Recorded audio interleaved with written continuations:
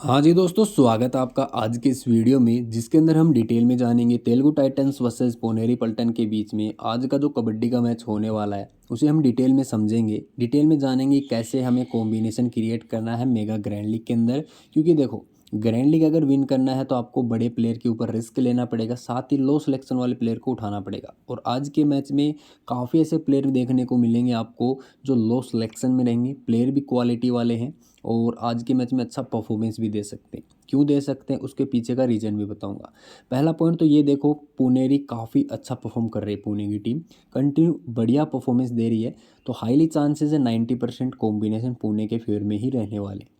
लेकिन हमें तेलुगु के फेवर में भी कुछ कॉम्बिनेशन ज़रूर लेके चलने हैं, किस टाइप से उन कॉम्बिनेशन को क्रिएट करना है। हालांकि देखो रिजल्ट कुछ भी आए मैच का लास्ट में, चाहे पुणे जीते, लेकिन ऐसा कॉम्बिनेशन हमें तैयार करना है जिसमें हमें बैलेंस लेके चलना है कि पुणे का भी अच्छा परफॉर्मेंस निकले, तेलुगु का भी अच्छा परफॉर्मेंस निकले। और वो कब संभव है उसका रीज़न भी समझाऊंगा, कौन सी कंडीशन है तब आज अच्छा हो सकता है, तेलुगु टाइटंस की तरफ से बढ़िया परफॉर्मेंस निकल के आ सकता है। साथ ही हम बात करें, देखो तेलुगु की टीम कंटिन्यू बेहतरीन परफॉर्मेंस दे रही है, स्पेशली हाफ परफॉर्मेंस दे रही है मैं ऐसा कहूँगा, क्योंकि देखो उसके कुछ ही प्लेयर परफॉर्म कर पा रहे हैं। स्पेशली देखोगे कृष्ण दुल स्टार्टिंग वाले जो फर्स्ट मैच था उसके अंदर इस बंदे ने थोड़ा बढ़िया परफॉर्मेंस दिया था अगेंस्ट बेंगलुरु, लेकिन वो परफॉर्मेंस मैं इतना ज़्यादा कंसिडर नहीं कर रहा, क्योंकि देखो प्रदीप थे, अजीत पवार थे, दोनों ही खुद ही अंडर कॉन्फिडेंट लगे हुए थे, तो भाई उनके अगेंस्ट टैकल मारा था, उसके बाद में इनको ड्रॉप भी किया गया, मैच से बाहर भी रखा गया, तो इनका कॉन्फिडेंस भी काफ़ी ज़्यादा डाउन चला गया। लास्ट वाले मैच के अंदर भी देखोगे ना, एवरेज एंड परफॉर्मेंस ही निकल के आया। तो सबसे ज़्यादा जिम्मेदारी देखो कृष्ण धुल के ऊपर रहेगी आज लेफ्ट साइड से, क्योंकि अगर असलम नहीं खेलते तो भी आकाश सिंधे खेल रहे हैं, पुणे की साइड से एक लेफ्ट रेडर खेल रहा है कंटिन्यू, और असलम इनामदार खेलते हैं तो एक और क्वालिटी रेडर आप मान सकते हो जो कि पुणे की साइड से खेलेगा। तो प्रेशर रहेगा भाई डिफेंस के ऊपर, सीधी सी बात है। और असलम इनामदार ऐसा नहीं है राइट कॉर्नर के ऊपर ही प्रेशर बनाते हैं, वो लेफ्ट कॉर्नर को भी काफ़ी ज़्यादा टारगेट करते हैं, रनिंग टच मारने की काफ़ी ट्राई करते हैं। देखो ऐसे काफ़ी ज़्यादा कॉम्प्लिकेट लगेगा जैसे मैं आपको बता रहा हूँ, क्योंकि मेरे तो माइंड में चल रहा है कॉर्नर वगैरह, लेकिन आपको समझ में नहीं आ रहा। तो हम चलेंगे मैट की पोजीशन जहाँ से मैं आपको डिटेल में और भी बेहतर तरीके से नॉलेज देने वाला हूँ। पहले आप कमेंट करके बताइए आज आप किसे सपोर्ट कर रहे हो, तेलुगु विन करेगी या फिर पुनेरी विन करेगी। कमेंट करके बताइए, देखते हैं किसके फैंस मेरे वीडियो को देख रहे हैं, कौन से आप कौन सी टीम को सपोर्ट कर रहे हैं एज ए फ़ैन के तौर पे। फैंटेसी की बात अलग है दोस्तों, लेकिन एज ए फ़ैन के तौर पे आप किसे सपोर्ट कर रहे हैं वो बताइए, ठीक है। तो सबसे पहले हम बात करेंगे देखो पुणे के डिफेंस के बारे में, क्योंकि पुणे का डिफेंस हरियाणा के बाद में सबसे बेस्ट डिफेंस लग रहा है। और हरियाणा से बेस्ट डिफेंस इसलिए लग रहा है क्योंकि इनके रेडर्स भी इनको सपोर्ट कर रहे हैं, ठीक है, ये आपको देखना पड़ेगा। हालांकि देखो लास्ट सीज़न यहाँ पर मोहम्मद रिजा सादलू थे, तो उस वजह से काफ़ी ज़्यादा सपोर्ट रहा था कॉर्नर के ऊपर, यानी काफ़ी ज़्यादा मजबूती थी। और लास्ट टाइम जब तेलुगु से मैच खेली थी, सीज़न 10 की बात कर रहा हूँ, तो पवन को काफ़ी ज़्यादा परेशान किया था पुणे की टीम ने, स्पेशली कॉर्नर, क्योंकि सादलू थे काफ़ी सॉलिड प्लेयर थे, तो कवर ने भी काफ़ी ज़्यादा परेशान किया था लास्ट सीज़न। यहाँ पर देखो इस बार अमन है, और अमन देखो परफॉर्म अच्छा कर रहे हैं। और लास्ट सीज़न 9 सीज़न 10 भी देखें, अमन का इतना खास नहीं गए थे, लेकिन सीज़न 11 में पुणे की टीम में अच्छा परफॉर्म कर रहे हैं। एक दो मैचेस गए हैं उनमें ख़राब परफॉर्मेंस दिया है, उसका मैं रीज़न भी समझाऊंगा। देखो जब स्पेशली आपने देखा होगा बंगाल के अगेंस्ट मैच था, तो अमन काफ़ी ज़्यादा गलतियां कर रहे थे, क्योंकि सामने देखो मनिंदर मान लो या फिर नितिन कुमार धनकर, उनके पास में स्पीड थी, और मनिंदर बॉडी फोर्स भी यूज कर रहे थे, यानी कि एक एंकल पकड़ने जा रहे थे अमन, तो एक झटका दे रहा था, तो वहाँ से एंकल ग्रिप नहीं बन पा रहा था। सेम ही चीज़ देखो पवन सहरावत करते हैं, बॉडी फोर्स भी है इनके पास में, और स्किल सेट भी है, स्पीड भी है, तो ये एक बंदा तगड़ा नज़र आ रहा है। साथ ही देखो आशीष नरवाल कंटिन्यू बढ़िया सपोर्ट दे रहा है। प्लस आपको आशीष का एक स्किल बताता हूँ, देखो कॉर्नर के ऊपर तो अटैक कर ही रहा है, साथ ही रनिंग टच काफ़ी अच्छा मार रहा है, यानी कि कॉर्नर को काफ़ी बेहतर तरीके से शिकार बना रहा है। जहाँ पर आप देखोगे गौरव खत्री ये ब्लॉक करते हैं मानता हूँ, लेकिन ब्लॉक में इनका ब्लॉक है वो 70% अनसक्सेसफुल भी चले जाते हैं, क्योंकि ये काफ़ी बार एडवांस में आ जाते हैं ब्लॉक करने, तो वो एक परेशानी रहेगी आज पुणे के लिए। इसीलिए मैं रिकमेंड कर रहा हूँ कि देखो पुणे के और ये आपका जो तेलुगु का है वो कॉम्बिनेशन बैलेंस लेके चलना है। ऐसा बिल्कुल भी मत करना कि आप ओनली पुणे के फेवर में ही कंप्लीट कॉम्बिनेशन बना लो, यानी कि 6 प्लेयर आप पुणे के उठा लो और एक प्लेयर आप पवन सहरावत ले लो, कृष्ण धूल ले लो, ऐसा कॉम्बिनेशन बना सकते हो, बनाना भी है, लेकिन हर कॉम्बिनेशन ही सेम नहीं बनाना। आपको ऐसा ही बनाना है 4 प्लेयर का रेशियो लेके चल लेना है, 4-3 का, या फिर आप 5-2 का भी ले सकते हो। कुछ कुछ में तेलुगु के 4 ले सकते हो, पुणे के 3 ले सकते हो। इस तरह से आपको कॉम्बिनेशन को बनाना है। तो ये बात रही देखो कॉम्बिनेशन का आपको एडजस्टमेंट कैसे करना है उसके बारे में। अभी देखो हम डिटेल में जानते हैं। देखो पवन सहरावत फर्स्ट हाफ स्टार्टिंग के आप मान सकते हो 15 मिनट बहुत ही ज़्यादा बेहतर खेलते हैं। ये एक प्लस पॉइंट है पवन सहरावत का। और वहाँ पर तेलुगु की टीम काफ़ी बार लीड भी ले लेती है, बड़ी बड़ी टीमों के सामने भी खेल रही है, तो उनके सामने लीड भी ले लेती है। लेकिन उसके बाद में पवन डाउन जा रहा है। तो ये क्या पवन की वीकनेस है? नहीं, पवन की वीकनेस नहीं है। ये दिक्कत है दोस्तों डिफेंस में। क्योंकि देखो पवन को रेडिंग में सपोर्ट मिल रहा है आशीष नरवाल का अभी फ़िलहाल। तो कहीं ना कहीं पवन और भी बेहतर तरीके से खुल के खेल रहे हैं क्योंकि पवन को ईजिली रिवाइवल मिल रहा है। लेकिन देखो रेडर्स और डिफेंडर्स दोनों का जब बैलेंस चलता है ना, तभी टीम अच्छा परफॉर्म करती है। ये पॉइंट आपको समझना पड़ेगा। क्योंकि देखो एक साइड से देखो पवन पॉइंट लाते रहें, फिर डिफेंस पॉइंट लीक करते रहें, तो भाई कॉम्बिनेशन इतना बेहतर नहीं बना, यानी कि टीम को लीड नहीं मिलेगी। टीम क्या है, एवरेज एंड परफॉर्मेंस ही चलता रहेगा। अगर लीड में है टीम तो उसकी लीड उतरेगी नहीं, इस तरह से मैच चलता रहेगा। तो वो इतना बेनिफिट नहीं होता, तब रेडर के ऊपर ज़्यादा प्रेशर आ जाता है और उस सिचुएशन में फिर देखो रेडर गलतियाँ कर देता है। लेकिन इस चीज़ को पुणे की टीम काफ़ी बेहतर तरीके से मैनेज कर रही है। वो डिफेंस में भी पॉइंट हासिल कर रही है, रेडिंग में भी पॉइंट हासिल कर रही है। तो इस वजह से टीम अच्छा कर रही है, ये बात आपको समझना पड़ेगा, ठीक है। लेकिन आज के मैच में देखो 2 प्लेयर ऐसे हैं तेलुगु की टीम में, अगर वो बंदे अगर चल जाते हैं तो कहीं ना कहीं पुणे की टीम को थोड़ा सा खामोश रखने में मतलब काफ़ी ज़्यादा मदद मिलेगी। स्पेशली देखो पवन तो हैं ही हैं, पवन और आशीष नरवाल तो कंटिन्यू अच्छा कर ही रहे हैं। 2 प्लेयर हैं देखो डिफेंस में जो कि कृष्ण दुल हैं। एक तो फर्स्ट चॉइस में कहूँगा कृष्ण दुल, सेकंड कहूँगा अजीत पवार। दोनों ही काफ़ी ज़्यादा इंपॉर्टेंट है, दोनों ही यूँ कहूँ ये मजबूत खिलाड़ी। अगर देखो यहाँ पर असलम खेलते हैं तो भी यहाँ से आपको 40 से 50% रेट ईजिली देखने को मिलेगी लेफ्ट साइड से। अगर असलम नहीं खेलते तो 60% राइट साइड से देख सकते हैं, आपको रेडिंग देखने को मिल सकती है। लेकिन जो तेलुगु का डिफेंस में वीक पॉइंट लग रहा है, देखो अंकित है एक वीक पॉइंट, कवर ठीक कर रहा है लेकिन इतना ज़्यादा इनका ब्लॉक अच्छा आ नहीं रहा, ये आपको समझना पड़ेगा। अजीत पवार जैसा इनके ऊपर भरोसा दिखा के इनको रिटेन किया था वैसा अभी तक परफॉर्मेंस नज़र नहीं आया। हालांकि देखो परफॉर्म कर रहे हैं लेकिन गलतियां ज़्यादा कर रहे हैं, ठीक है। कृष्ण दुल का मैंने बताया इन्वेस्टमेंट तो बहुत बड़ा क्या है इनके ऊपर ऑक्शन के अंदर, लेकिन एक मैच को निकाल दें तो उसके बाद में भाई का अभी तक परफॉर्मेंस नहीं आया। तो ये बात आपको समझनी पड़ेगी। तो कृष्ण दुल अंडर सिलेक्शन है, यानी कि बहुत ही कम सिलेक्शन है। ग्रैंड लीग में कैप्टन वाइस कैप्टन की बेस्ट चॉइस बनने वाले हैं, इसके ऊपर भी आपको नज़र रखनी है। तेलुगु के फेवर में कॉम्बिनेशन ज़रूर बनाना है। अभी देखो बात करें पवन सहरावत की, तो पवन सहरावत हमारे लिए इंपॉर्टेंट रहेंगे स्मॉल लीग के अंदर भी और ग्रैंड लीग के अंदर भी। उसका मेनली रीज़न क्या है वो समझाता हूँ।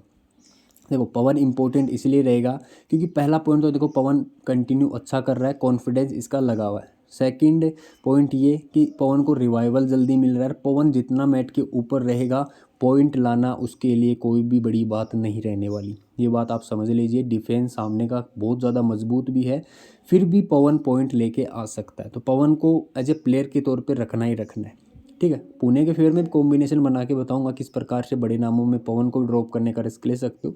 लेकिन मैं कहूँगा 70 से 80% कॉम्बिनेशन पवन को अपनी टीम में रखना। ड्रीम टीम जितने पॉइंट आपको जरूर दे के जाएगा कि 40 दो 50 दो कि ड्रीम टीम का हिस्सा बन जाए, इतने पॉइंट ये बंदा दे देगा। क्योंकि देखो रेडिंग के अलावा ये डिफेंस में भी काफ़ी बार अपना चमत्कार दिखा देते हैं। क्योंकि देखो इनकी पोजीशन पे रहेंगे और जो कॉर्नर के प्लेयर रहेगा जो अंकित अच्छा नहीं कर रहा वहाँ पर रहेंगे तो राइट रेडर के अगेंस्ट काफ़ी बार एंकल वगैरह ले लेते हैं। काफ़ी मजबूत प्लेयर हैं तो एंकल जब होल्ड करते हैं तो काफ़ी सॉलिड होल्ड करते हैं। तो ये बात आपको समझनी पड़ेगी, ठीक है। तो पवन को आपको जरूर रखना अपनी फैंटेसी टीम में। आशीष नरवाल को आप रोटेट कर सकते हो जब आप पुणे के फेवर में कॉम्बिनेशन बना रहे हो ना और सामने से देखो पवन को ड्रॉप करने का रिस्क ले रहे हो, तो आशीष को अपनी टीम में 100% रखना। क्योंकि आशीष से एक मैं यूँ कहूँगा कि जब पवन मैच से बाहर रहते हैं तो आशीष को बहुत ज़्यादा रेडिंग मिलती है और उस टाइम पे आशीष अपना बेनिफिट दिखा सकता है अपने को फैंटेसी के अंदर, और ख़ुद भी बेहतरीन परफॉर्मेंस अभी कर रहा है। तो एक प्लस पॉइंट वो निकल के आ रहा है। तो आशीष को आपको ज़रूर रोटेट कर लेना उस सिचुएशन में। डिफेंस में बात करूँ, देखो अमन अमन काफ़ी गलतियां किया था लास्ट टाइम बुल्स में जब खेल रहे थे और पवन के अगेंस्ट खेले थे। तो पवन जब जब बोनस की ट्राई कर रहा था तो काफ़ी लूज एंकल होल्ड कर रहे थे, तो ये एक मेरे को वीक पॉइंट लगा। अगेंस्ट बंगाल भी मैंने देखा मनिंदर जैसे पावरफुल रेडर के अगेंस्ट उनका एंकल होल्ड काफ़ी वीक रहा था। तो अमन का थोड़ा सा मेरे को ये प्रॉब्लम नज़र आ रहा है। अदरवाइज अमन क्रूशियल पोजीशन पे खेल रहा है तो इम्पोर्टेंट रहेगा। कैप्टन वाइस कैप्टन पुणे के फेवर वाले कॉम्बिनेशन में ज़रूर ट्राई करना। तेलुगु के फेवर वाले कॉम्बिनेशन में अमन सिलेक्शन भी हाई है तो एक आध कॉम्बिनेशन में ड्रॉप करने का रिस्क ले सकते हो। ये एक क्रूशियल पॉइंट रहेगा, लेकिन ड्रॉप करने का रिस्क ले सकते हो। अविनेश को रख सकते हो कॉम्बिनेशन में, क्योंकि अविनेश अमन से बेटर परफॉर्म कर रहा है, क्योंकि इनका जो माइंडसेट है प्लस अपना बॉडी फोर्स का काफ़ी अच्छा यूज़ कर रहे हैं। तो अगेंस्ट पवन, अगेंस्ट आशीष नरवाल ज़रूर ब्लॉक करने आएंगे और सक्सेसफुल ब्लॉक भी काफ़ी अच्छा करते हैं। तो इनको आपको ज़रूर रखना अपनी फैंटेसी टीम्स में, ये प्लस पॉइंट रहेगा। हालांकि देखो गौरव खत्री एडवांस में इतना अच्छा नहीं खेल रहे। मैं इतना आपको मैं कहूँगा कि जो सामने से ब्लॉक करने आ रहे हैं ना, उसमें काफ़ी ज़्यादा गलतियाँ कर रहे हैं। तो अगर विजय मलिक को रेडिंग कम मिलती है, या फिर मैं यूँ कहूँ पवन शेरावत और आशीष नरवाल को मैक्सिमम रेडिंग मिल रही है और विजय को कम रेडिंग मिल रही है, तो उस सिचुएशन में देखो गौरव खत्री एडवांस खेलने आएगा। यानी कि डिफेंस 5 का हो, 7 का हो, या फिर छोटा डिफेंस भी हो, तो उस सिचुएशन में ब्लॉक करने का ही काम रहेगा, क्योंकि इनके पास में रेडर डीप जाएगा नहीं, क्योंकि एंकल काफ़ी अच्छा लेते हैं, वो स्किल इनकी अच्छी है गौरव खत्री की। लेकिन अगर लेफ्ट से रेडिंग नहीं होगी, राइट से ही कंटिन्यू रेडिंग होगी, तो इनको ब्लॉक करने आना ही पड़ेगा। जब रेडर रनिंग टच मारने जाएगा तो ब्लॉक करने आना ही पड़ेगा। हालांकि देखो ब्लॉक सामने से करते हैं ना, फ्रंट ब्लॉक, तो वहाँ पर इनसे काफ़ी ज़्यादा मिस्टेक होती है। लेकिन जब डबल थाई होल्ड पे जाते हैं ना, नीचे से ब्लॉक करने जाते हैं, तो वहाँ पर एक मतलब 30% 40% टाइम पे सक्सेसफुल उसी में आता है। अदरवाइज सामने के ब्लॉक में 70% 60% फ्लॉप ही होते हैं, यानी कि इनका ब्लॉक अनसक्सेसफुल होता है। ये पॉइंट आपको समझना पड़ेगा। तो एक बड़े नामों में तेलुगु के फेवर में कॉम्बिनेशन बना रहे हो, जहाँ पर पवन और आशीष की जोड़ी को साथ में रख रहे हो, तो गौरव खत्री को भी आप ड्रॉप करने का रिस्क ले सकते हो। या यूँ कहूँ गौरव खत्री या फिर अमन, इन दोनों में से किसी एक को ही अपनी फैंटेसी टीम में इंक्लूड करना, दोनों को मत लेके चलना, ठीक है। और मैं यूँ कहूँगा, आप उस टाइम पे तेलुगु के फेवर में कॉम्बिनेशन बना रहे हो, तो देखो अविनेश नादाराजन और अमन में से किसी एक को पिक करना, और गौरव खत्री को आप ड्रॉप करने का रिस्क ले सकते हो, या फिर इन तीनों में से किसी एक को पिक कर लेना, ठीक है। इस तरह से आप कॉम्बिनेशन को रोटेट कर सकते हो। ये बात रही देखो तेलुगु के फेवर में जब कॉम्बिनेशन बना रहे हो ना, तब आपको कैसे ट्राई करना है। देखो पुणे के फेवर में हर कोई कॉम्बिनेशन बना लेगा, ये मैं आपको बता दूँ। 5 प्लेयर उठाएगा पुणे के साइड से, बाकी 2 प्लेयर कोई भी इस साइड से रोटेट कर लेगा, या फिर 6 प्लेयर उठा लेगा पुणे से। इस तरह से कोई भी बना लेगा। लेकिन तेलुगु के फेवर में कॉम्बिनेशन बनाने के लिए आपको बड़े नामों को ड्रॉप करना पड़ेगा। इसीलिए मैं पुणे वाले प्लेयर के ऊपर थोड़ा सा ज़्यादा जोर दे के आपको मैं समझाने की ट्राई कर रहा हूँ। ऐसा बिल्कुल नहीं है। देखो अब पुणे की टीम मैं काफ़ी ज़्यादा पसंद करता हूँ, पुणे की टीम को मैं सपोर्ट करना भी काफ़ी ज़्यादा पसंद करता हूँ। मेरे को सभी प्लेयर काफ़ी ज़्यादा पसंद है। हालांकि देखो सादलू चले गए, अदरवाइज़ पुणे की टीम का कोई मुकाबला नहीं कर पाता। इस सीज़न भी इजीली विन कर जाती, इतना मैं गारंटेड कह रहा हूँ। लेकिन थोड़ा सा कॉर्नर पे अमन की स्ट्रेंथ मेरे को थोड़ा सा शक की बना रही है कि कैसा होगा परफॉर्मेंस। अदरवाइज़ काफ़ी स्ट्रॉन्ग डिफेंस देखने को मिल रहा है। लेकिन तेलुगु की साइड से बात करें तो देखो इनका कॉर्नर अभी तक सेटल नहीं है। तो यहाँ से देखो मोहित, दोनों ही मोहित बढ़िया पॉइंट निकाल के दे सकते हैं। इसके ऊपर आपको ज़्यादा फोकस रखना है। तो पुणे के रेडर्स में देखो दोनों राइट रेडर आपके लिए खास बनेंगे आज के मैच में। क्यों बनेंगे अगर दोनों खेलते हैं? क्योंकि देखो अंकित भी इतना अच्छा परफॉर्म नहीं कर रहा, एंकल काफ़ी ज़्यादा लूज होल्ड कर रहा है, यानी कि एंकल पकड़ने में बहुत ज़्यादा मिस्टेक कर रहा है। पहला पॉइंट आपको ये समझना पड़ेगा। साथ ही अगर पकड़ने भी जा रहा है तो काफ़ी बार रेडर इनको एडवांस में ले आ रहा है, यानी कि काफ़ी ज़्यादा आगे ले आ रहा है, कि उनको अटेम्प्ट करता है कि भाई मैं बोनस करने जा रहा हूँ, आजा एंकल ले ले। तो वो एंकल के लिए जल्दी अटेम्प्ट कर रहे हैं, तो वहाँ पर इजीली रेडर स्केप करके निकल रहा है। तो ये माइनस पॉइंट मेरे को 2-3 नज़र आए हैं। साथ ही देखो राहुल सेतपाल की बात करूँ, देखो ब्लॉक काफ़ी बार इन्होंने अच्छे ब्लॉक लिए हैं, लेकिन 70% ये अनसक्सेसफुल ब्लॉक इस वजह से ले रहा है क्योंकि इनका ब्लॉक का टाइमिंग है ना, वो थोड़ा सा मैच नहीं हो रहा। मेरे को पर्सनली मैंने जो ऑब्जर्व किया मैं आपको वही शेयर कर रहा हूँ दोस्तों। इनका जो ब्लॉक का टाइमिंग है ना, वो थोड़ा सा मैच नहीं हो रहा। जैसे आप अदर डिफेंडर को देखते हो टाइम पे ब्लॉक आना, तो वैसा टाइमिंग मैच नहीं हो रहा। तो इस वजह से इनके 70% के आसपास ब्लॉक अनसक्सेसफुल जा रहे हैं। जो डैश वगैरह मारता है ना रेडर को इस साइड से आके, वो अनसक्सेसफुल जा रहे हैं। सामने देखोगे मोहित है काफ़ी क्विक है, पंकज मोहित है वो भी काफ़ी क्विक है। तो पुणे के दोनों ही राइट रेडर आज खतरा बन सकते हैं। किसके लिए? तेलुगु के डिफेंस के लिए। ये आपको समझना पड़ेगा। और पूरी जिम्मेदारी देखो कृष्ण धुल पे और अजीत पवार पे रहने वाली है। इसीलिए मैंने आपको रिकमेंड किया, क्योंकि देखो 40% 30% जितनी भी रेड मिलेगी तो उन रेडों को अनसक्सेसफुल नहीं जाने देना है, सक्सेसफुल नहीं जाने देना, उनको अपने हक में लेके आना पड़ेगा, तभी आज तेलुगु का टीम अच्छा परफॉर्म कर पाएगा।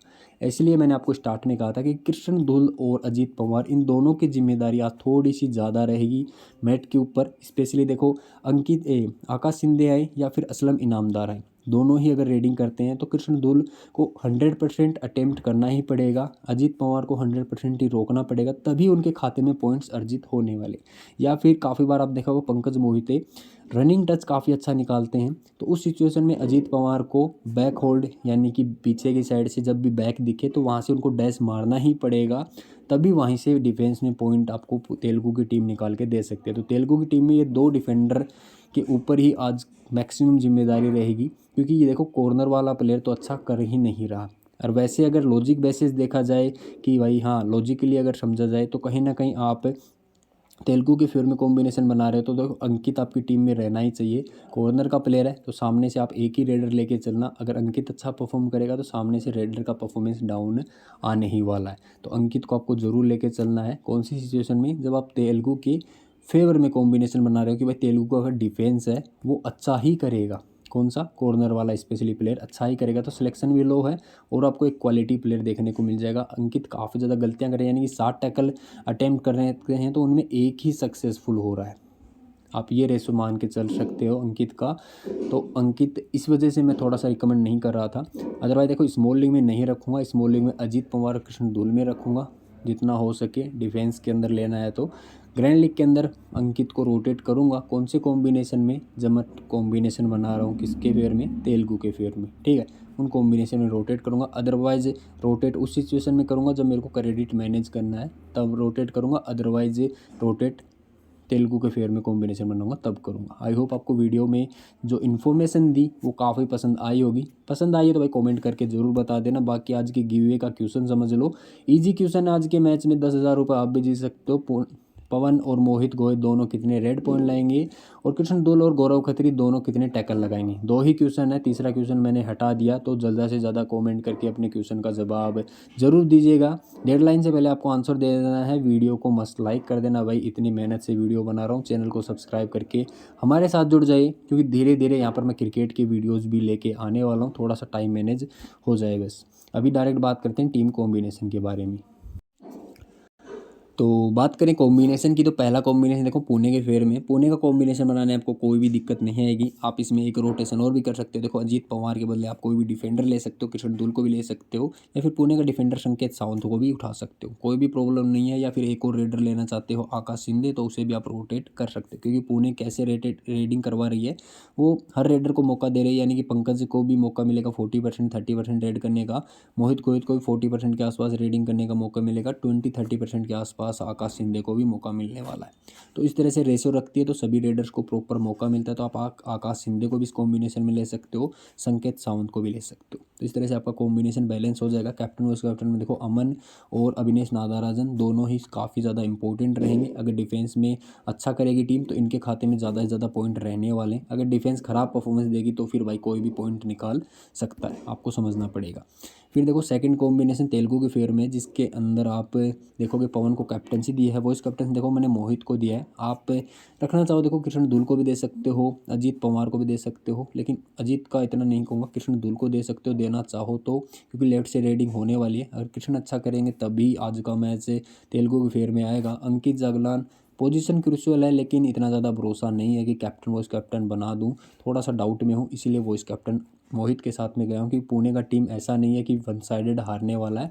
रेशो जरूर बराबर लेके चलेगा। तो डिफेंस में नहीं चलेगा तो रेडिंग में मोहित या फिर पंकज मोहिते में से किसी एक को लेके कैप्टन वॉइस कैप्टन जरूर बनाना। पवन के साथ में आपके लिए बेटर रहने वाला है, ठीक है। बाकी मिलते हैं टेलीग्राम के ऊपर, क्योंकि वहीं पर आपको टीम कॉम्बिनेशन मिलने वाले हैं। टेलीग्राम का लिंक डिस्क्रिप्शन बॉक्स में ऑलरेडी मेंशन कर दिया है। बाकी अभी तक नहीं जुड़े तो भाई ज़रूर जुड़ जाना, और वीडियो को लाइक नहीं किया तो भाई कर देना, क्योंकि अच्छा लगता है जब जब आपका लाइक्स आते हैं।